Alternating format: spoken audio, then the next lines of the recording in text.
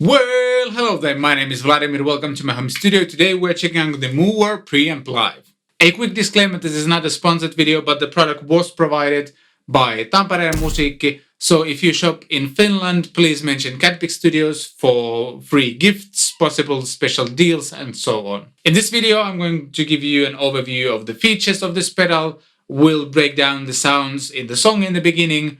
We'll check out the app to control the pedal as well, and in the end I'm going to give you my honest opinion about the whole thing. So if you want to skip to any of these parts, here's some time codes for you. The Mooer Preamp Live is basically all of Mooer's these tiny preamp pedals in one very sturdy, well-built package, and they give you 12 different presets, 3x4 banks, basically to kind of program pretty much any combinations of the preamps and cabinets and allow you to access them through the foot switches. I think you get the idea. Not only that, but there's also a tone capture feature which should allow you to kind of capture the essence of your amp sound. But because I only have a clean non-effects loop amp available, there isn't really anything to capture. I'll put a link below in the description to a video which I think displays this feature well. On the front side, there's 4 foot switches, there's the global master and presence controls, there's the effects level, send or return, however you want to think of it. There's an ability to turn the cap sim off from the XLR out or the line output. There's the volume, bass, middle, and treble controls, a gain control, and a kind of dual functioning boost control, which allows you to kind of adjust the level of the boost, and you can decide whether the boost is kind of before the amp simulation or after it, and you can change between the two by just clicking on the button or changing that in the software. To engage the boost, you just hit the same preset again and it turns red and tells you that you're boosting now. And to take it off, you obviously hit the same button again. Switching through presets happens like this, which is again pretty obvious. And to change the preset banks, you can see the A, B, and C letters. So if I want to go to preset C, I hit these two together. And then let's say I go to preset number 3 on the C bank, and there I am now. Let's go back to A because my sounds are programmed there. And now we should be on the bank A and preset number 4. On the back side, there's DC in, and this unit ships with its own power supply. There's also a USB connection, and this unit ships with its own USB cable, which is a huge plus. There's the phones out, there's MIDI out, MIDI in, then there's an XLR out and lift ground switch for that. There's a line level output and an effects loop. And this pedal basically allows you to put in your kind of favorite, let's say, modulation pedals in the loop, and you can program per preset whether that effects loop is on or off. To add a bit more versatility and especially make the effects loop a bit more usable, you can send MIDI commands from this pedal per preset. So if, for example, if you have a MIDI controllable, let's say, delay pedal, you can change that pedal's presets by hitting the different presets on the Preamp Live as well. So that's pretty cool. In order to really use the pedal, you need to use either a Mac/PC app or use an app on your mobile phone which connects to this via Bluetooth. That app allows you to change presets, cabinets, adjust everything basically, program MIDI commands, upload your own impulse responses, do the tone capture thing, and so on. Alright, let's break down the song in the beginning. First of all, I want to mention that I wanted to do something else than metal, because a lot of other people have done the metal stuff. It seems to do that just fine. But I wanted to see how it works with signal coil, Telecaster, country rock thing, however you want to describe that song. And for the first sound, I was using my white Tele on the bridge pickup, and I went for a preamp called Regal Tone Tweed. I think the tweed part kind of gives it out a bit. And for this sound, I ended up uploading my own custom impulse response into the pedal. I was using the Mesa Boogie 4x12 by Ownhammer. I just felt that gave me the sound that I was looking for. And I have to mention that all of the reverbs, delays, and basically any modulation was added in the post in Logic. So all of the guitar sounds themselves come from this, and then possible other stuff is in post.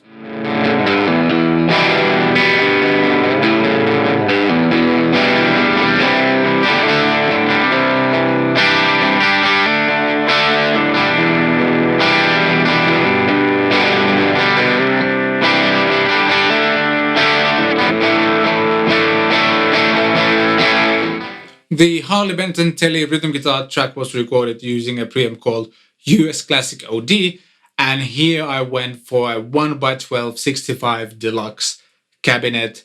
I disabled the power amp section completely on the Mooer software.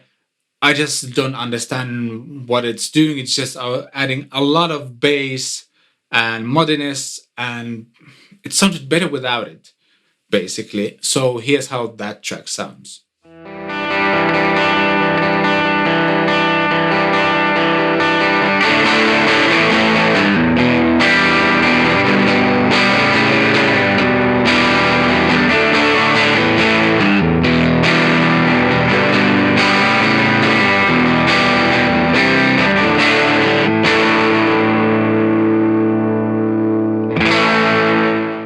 For all of the lead guitar tracks, I was using a Calai Mark III rhythm preamp preset, and I went to a 1960 BV cabinet. I guess it's a Marshall cab, and the amp is kind of mesa-ish. This is probably my favorite sound I got out of the pedal, especially when playing on telly. On a bridge pickup, the lead can easily be really kind of nasty, thin, and super pokey. But with this preset, I was able to get a really nice fat singing lead tone, which I really liked.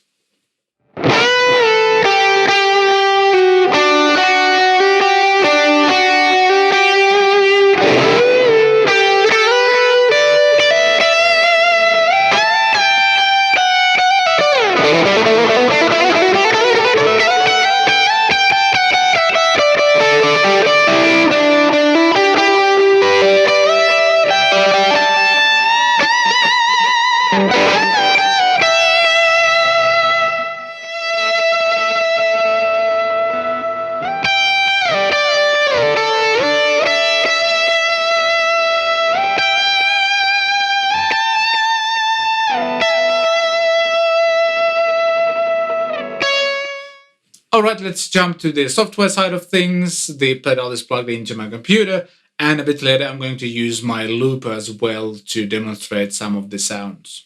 Alright, let's get to the software side of things. On the right side you see the channel selection part. No, I don't want to save this. But basically you can see that everything I change on the app changes on the pedal itself as well.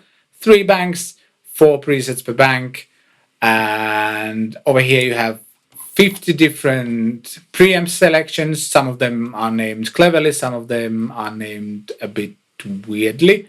I don't know why it's that. I also don't know why there's the empty section. Just doesn't make any sense to me, but it's there for whatever reason. Then there are the same controls that are on the pedal itself as well. If I click preamp post on the boost control, it changes on the pedal as well. What you cannot control from the pedal is the noise gate, and they've added a noise gate kind of before the preamp and after the preamp as well. And based on my experience, the noise gates work really well. They do exactly what you want them to do, and you can fine-tune them so they kick in just right time without killing the sustain or anything like that. I like the fact that there's 2 different noise gates that you can apply depending on what sound you're going for. In the gap section, you can turn the power amp on or off. There's 4 different power amp tube options, and you can drive the power amps as well if you want to. Here are all the cabinets. There's few ampli slots available. If we go to a different cap, let's say AC30, you can see that there's more options available, different microphones. You can move the microphone from the center to the edge as you wish, and you can also move them like this if you want to. And if I would be now happy with my preset, I just click either the save or on the number I want to save this on, and it will allow me to save it to wherever I want. B3, for example, then it will be B, bank, and 3. I'm not going to save this now, but you get the idea. Then there's the tone capture section, which I'm not going to demonstrate. You can also access the tone capture from the pedal itself. And library allows you to transfer the presets between your computer and your preamp live. Basically, you can back this up on your computer, which is nice. Option page offers you just a link to the website and ability to factory reset. That's about it, basically. So what I'm going to do next is to click on the looper. I've pre-recorded a loop over there, and I'll just browse through some of the tones and settings and let you hear how this whole thing operates.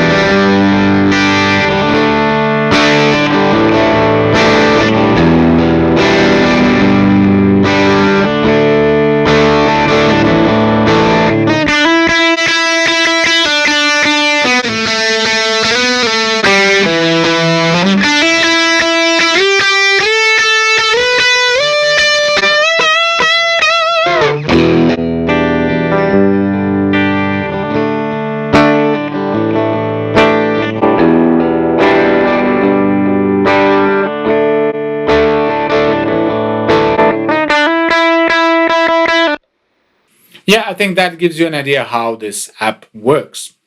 Alright, we've heard the pedal, we know how it works. What do I think about it? First of all, the good stuff. The build quality is really impressive. This might be easily the best built Mooer pedal I've seen.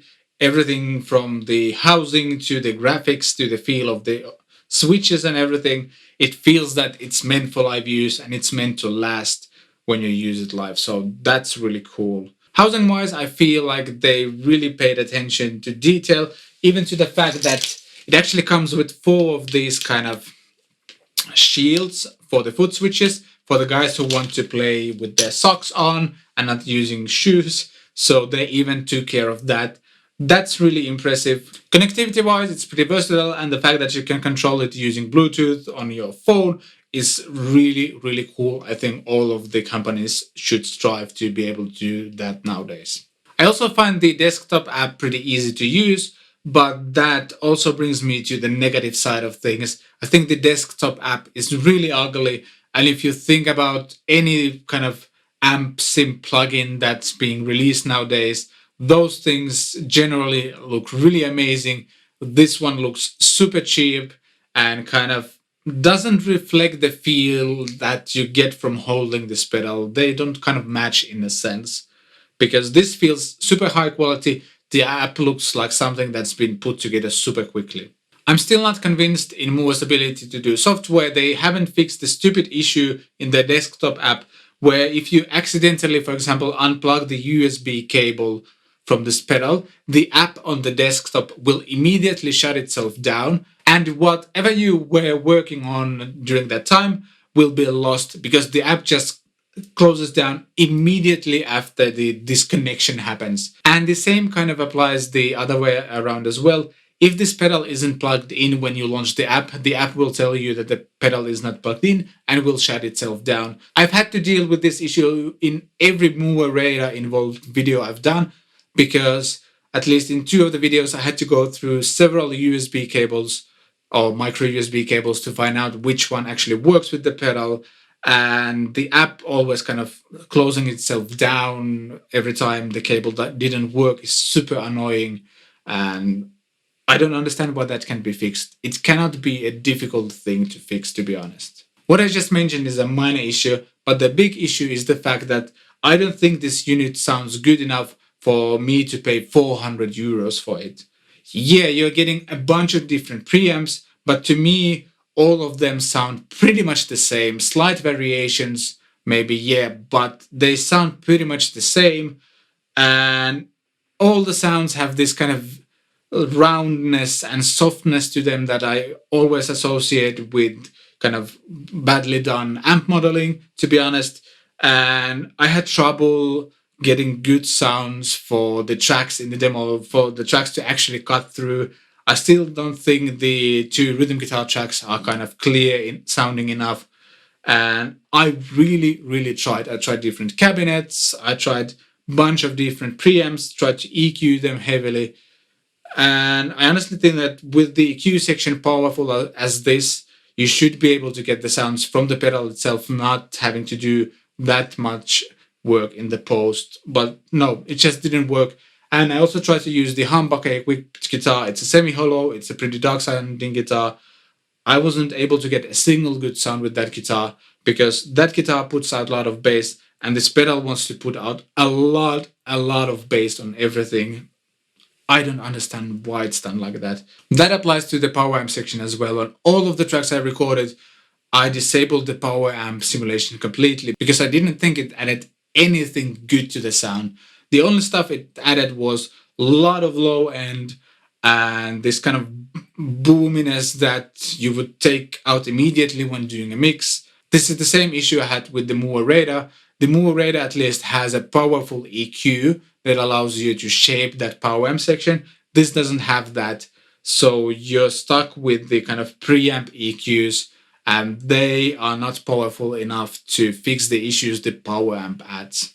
The cap sims on this device are fine, but you'll get better results using third-party impulse responses. Luckily, uploading those and managing those is done easily. But overall, I was really disappointed with the sounds. I hadn't tried any of the micro preamp pedals before, so I didn't know how they sounded. But my impression of Mooer was always that everything they do is at least decent. I've had many Mooer pedals. We did the 500 euro pedal board video where we used a bunch of Mooer pedals. All of them sounded really good. I've had the Mooer Ocean machine, which I really liked. They know how to do stuff, but this is just, for 400 euros, this is not enough for me at least. And that brings me to the question also that I don't know who this product is meant for. For 400 euros, it's a really expensive buy for a beginner, and it's way too complicated to kind of start your guitar journey. For less than half of the money, you can get a Boss Katana, which also has a speaker and everything. It has effects, it has the amp sim thing going on. And if you want to go more in depth with that thing, you can also plug it into your computer via USB, download presets done by others and stuff like that. Basically, that thing offers kind of everything that this does, but for half the money. And I don't know, I think it actually sounds better than this. Then if you're someone who records at home, you'll save a lot of money and you'll get much better sounds if you get the bias amp or bias effects or even both. And I think prices of the both together is still less than this. And I'm pretty sure you will be much more happier with that setup. And if you are a gigging musician who's looking for a kind of pedal board based solution, I don't know why you would pay 400 euros for this. And this doesn't have a single effect, reverb or anything in it. And if you add the price of, let's say, a pretty decent delay and reverb, you already need to add 200 euros more to the price. And for the 600 euros, you can get, for example, the newly announced Line 6 HX Stomp, which has at least as good, probably better amp simulation going on. You can upload your impulse responses, stuff like that, and it has all of the effects as well. And that thing actually offers more connectivity options than this. So honestly, I don't know who this product is made for. If that's not obvious already, I was really disappointed by the Spiral, and seeing other people demo this, I was excited to try it out myself. And now I honestly wouldn't get this. And before you start attacking me in the comments, I want to mention again that I'm a big fan of Mooer. I think the tiny pedals are probably the best entry-level pedals out there, and not all of them can be even considered entry-level pedals. I think they're just really good sounding compact pedals, but this thing just let me down big time. So that's my take on the Mooer Preamp Live. If you think that this thing offers you all the features you've ever been looking for, I encourage you to go to a local store and try it out for yourself. This wouldn't be the first time I don't like something and someone else finds it really, really great. So yeah, go out and try it for yourself. And I think it's time to wrap up this video. If you found this video helpful, please consider giving it a thumbs up, leave a comment down below, let me know what you think. And let's be polite, even though we might disagree and stuff. Okay, cool. And if you want to support what I do, get yourself a Cat Pick t-shirt by following a link below in the description to my Teespring store. And if you haven't subscribed yet, there's a subscribe button for you. There's some other videos I've done. Thanks for watching. I shall see you next time.